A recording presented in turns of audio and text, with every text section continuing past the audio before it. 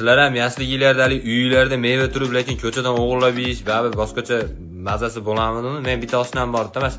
Erta bahor qulpina sezonidan boshlab shu namata hurmo sezonigacha ko'chadan narsa yurardi, ishonasizlar? Haligi g'o'ra bo'ladi-yu, bilasizlar, dolcha deb qo'yadi, o'riydi, pishmagan versiyasi. Xuddi ashi g'o'ra qilinadigan joy bo'lardi, ashiga tushar edi. Haligi joyda it o'lardi. It ahranani ham quvlardi haligi joyda. Ammo biz tushsak, bolalar sizlar endi tanish o'p oldinglar, ikki dona uzib tushinglar, kendinglar so'rayat boshqalarni o'p ol deb kutib turardi. Biz yindamasdi haligi it.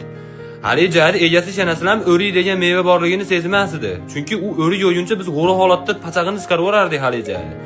Undan keyin uzum sezon bo'lsa, maktabdan qaytib uzum o'g'irlardik. Haligi bola shunaqa bir opitni ishonasizlar, bir sakraganda bitta qo'lida bir yashik uzum uzgan odamni ko'rganmisizlar? Uzum hap bo'lib ketgandan keyingiliga meva qilmay qo'yar edi.